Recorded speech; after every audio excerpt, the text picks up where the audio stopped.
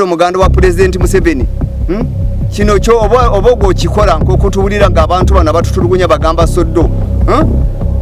Museveni tuyambe ku muganda wo kubanga tuli bubi. Abakulu mwe mutubonya mutugambe tufe.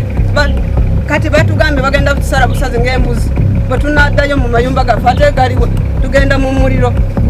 Bawadde batera kujanga naye tubana okweyogerako ekyo kintu ky'okujanga okubaona amayumba gonna basanye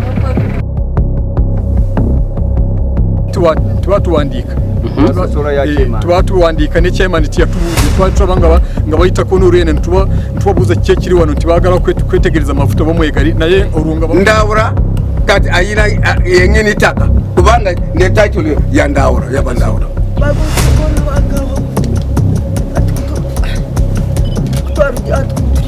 ezimu ku nsonga esinga okutawanya bannayuganda z'ensonga z'ettaka. Amawulire agakolebwa ku mikutu gy'amawulire mu ggwanga Uganda kumpi ebitundu 5 ku buli 100 geekuusa ku ttaka ng'abantu bagobwa basengulwa. Abamu babasengulwa bannannyini ttaka nga bo babibanja, abalala baba bannannyini ttaka naye ne litwalibwa abo abeeyita abagagga, n'abalala basengulwa ab'eŋŋanda, abako n'ab'emikwano. Olumala okuzuula amafuta nga bateeseko olwendo lw'epipeline lunatandika kulaba Ndawura n'asituli mu kitundu nawo okuva olwo lubona singa sibamanyi. Naye ku myaka eno y'amafuta obo batandika kulaba wana amafuta twabeera wano nitulaba ng'abantu bayitamu ne bagamba ne banoonya amafuta natwe twakabiraba ngu amafuta gakola ki ganoonyebwa. Era twaraba n'abalala ne bayisamu oluyenda bagamba lwa pipeline. Kati bano bayagala bano bakolesi bapangise ettaka baveyo mutayagala kupangisa aveyo ate nga bamaze kuyogera eri zisiza kumanya nti bayogere ki. Akatemerero kabadde okuva mu kibuga Kampala okutuuka mu Oima City gyonza okuyita Oil City naddala eno wansi awazuulwa amafuta okuliraana Lake Albert okutuukayo okulaba ensonga zaawo.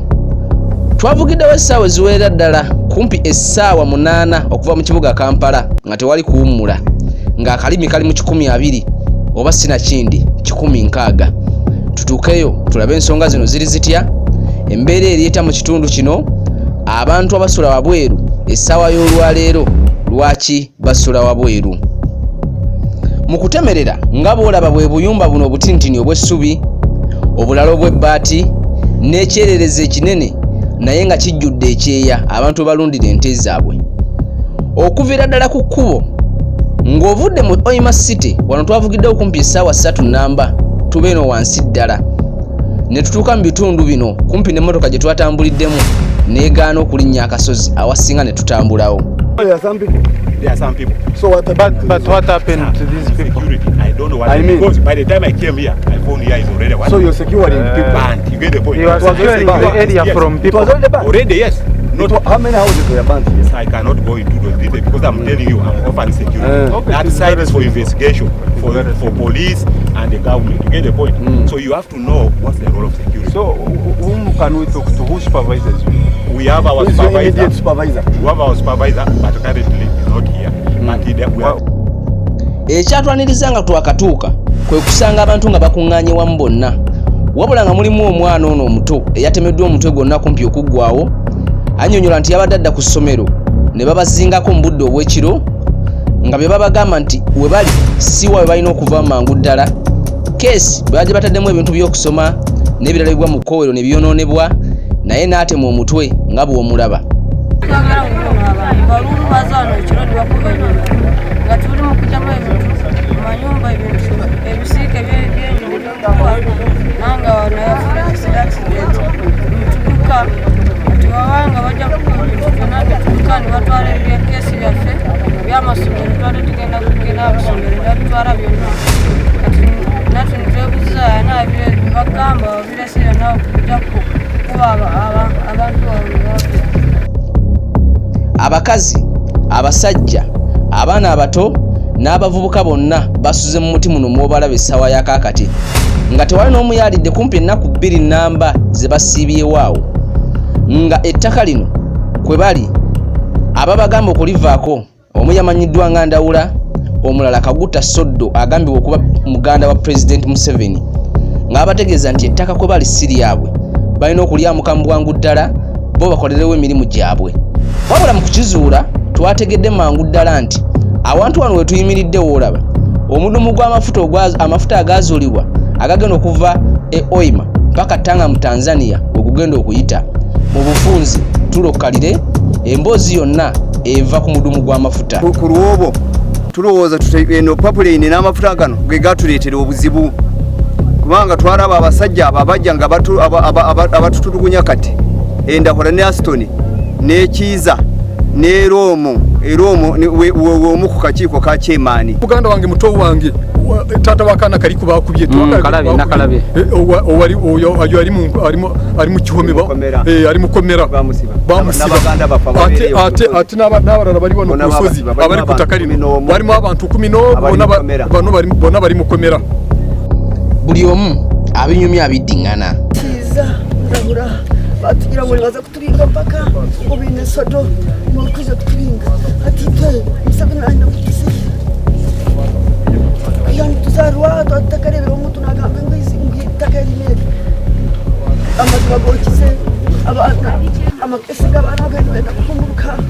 Bano bagamba oluvannyuma lw'okuzuula amafuta mu bitundu bino ebya Oima era nekizuulibwa nti mu kitundu kyabwe we wamu abagenda okuyita omudumu gw'amafuta embeera zaabwe tezasigala kyekimu.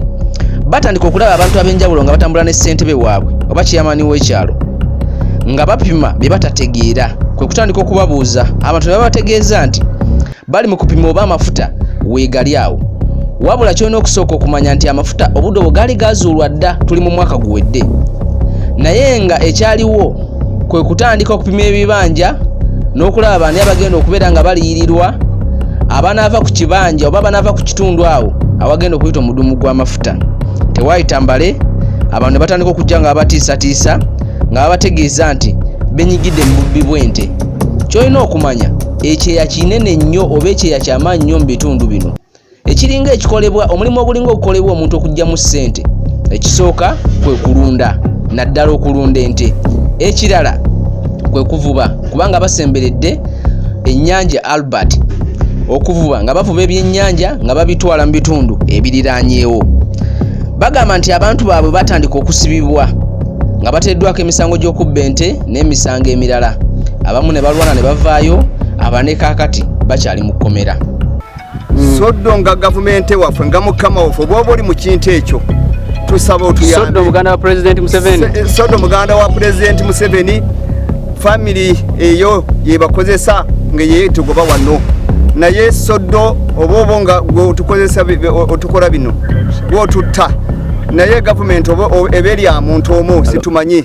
Naye twagala muzeehe President Museveni mutuyambe n'abaganda bo, kubanga erinnya eriri wano liri lya Soddo, liri lya Soddo yatutta yatugoba yatukubisa abantu bututamanyi okutuuka ku kaseera kano kookokya amayumba gaffe nibagamenya, embuzi balidde, abakazi baffe babakubye, abaana babakoze bubi babawala.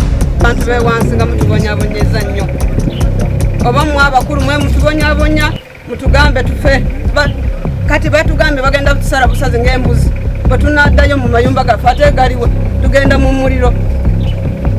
Fetukole tutya bwetubadde tusaba mutuyambe. Kati tuli wano obwana tebulina ngoye, tuli wano tetulina kyakulya, omuntu ayitawo buyisi ye yagenda n'aleeta obusoda bwetuweereza abaana.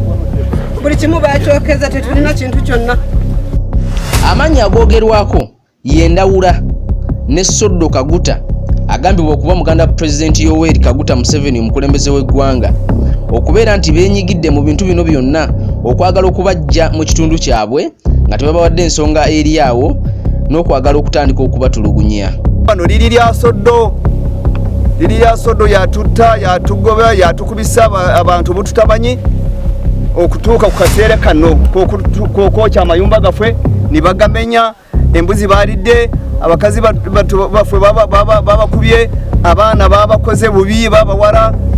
Abakuumi b'obwannannyini be twasanze nga babagalidde emigemera wala nga bonna tewali n'omu aseka nga be beetoolodde ekifo kino bano mwe badde bawangaalira nga bagamba balina orders oba balina ebiragiro ebyokukuuma ekitundu ekyo era nga bagamba tebakkiriza n'omu naffe ne kamera zaffe n'ebyuma byaffe byonna twagaaniddwa okuyingirawo era ne twesolusa mpola mpola ne tubbirira ebifaananyi eby'ente n'ebifaananyi ebyabwe olwo ne tuvuga ne tukomawo ewa ssentebe w'ekyalo atunnyonnyole gwali gutya. There are some people. So what happened to these people? Security. I don't know what. I mean, because by the time I came here, I told you it's already one. So you're securing people. Banned. You get the point. You are securing the area yes. from people. Already, yes. Not how many houses were burnt here? I cannot go into those details because I'm telling you, I'm offering security. Okay. That side is for investigation, for police and the government. You get the point. So you have to know what's the role of security. So whom can we talk to? Who supervises you? We have our supervisor. We have our supervisor, but currently he's not here. But we have. Ssentebe w'ekyalo ng'ayogera akaga yategeeza nti bano bonna yayogerako nabo n'abategeeza nti balina okusalawo amangu ddala kubanga bwe bali si waabwe era n'abalaga bannannyini ttaka nti boogedde kumpi emyaka 7 emabega kyokka bali kye bawakanya. Bali bagamba nti ssentebe w'ekyalo amumyuka ne ssaabawandiisi w'ekyalo muyite sekuritale ebeenyigidde mu mivuyo gino nga bano bo baweebwa akasente okutulugunya bali bonna. Ebitundu bino bibiri byesolosezza ssentebe w'ekyalo w'abeera n'ekitundu kiri bali mu babagoba.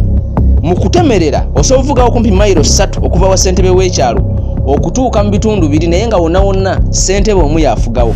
Naye enkulaakulana ene wa ssentebe waakiriko yo y'amaanyi kuba osobola osanga ennyumba ey'amabaati naye ate sayidi zeeri enkulaakulana ntini ddala. Kati mugambe ki? Chairman, njagala. Majagala ombulire. Ku bufuzi omazeko emyaka 7. Mwaka 7. Era wano maze emyaka 2 mu emeka. Yes. Indawula ettaka yalijjawa yajja mu ofiisi n'omanya ttaka yagifuna kuva ku sub-county level. Okuva ku sub-county level bagenze mu district.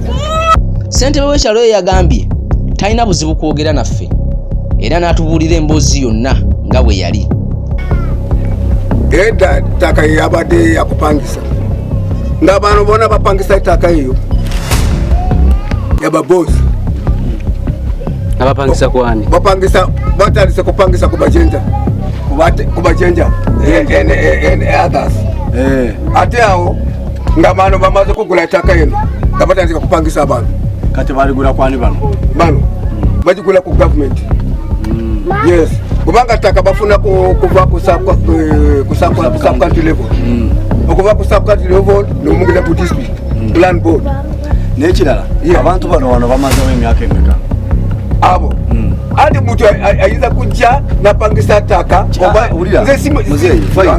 abantu bano be bayokyeza amayumba gaabwe ani okale bamazeewo ebbanga kikweri ettaka wettaka watandika ddi okubalabako nze kati ku buyinza nina mwaka 7 naye nga tonaba kugenda mu buyinza bano abantu abo babadde bamazeewo anti babadde bapangisa ttaka ko bagundi fine naye bamazeewo bbanga ki nze siyinza kumanya ti muntu amaze ebbanga ki nze siyinza kumanya kubanga omanyi twagezezzaako nga tusobola okunoonya soddo n'endawula batuwe ebiboogerwako oba ddala beebo abali mu kikolwa kino amasimu gaabwe agamanyiddwa nga tebagakwata wabula n'amyuka RDC owa disitulikiti ey'e Hoima naye yanokoddwayo mu nsonga zino.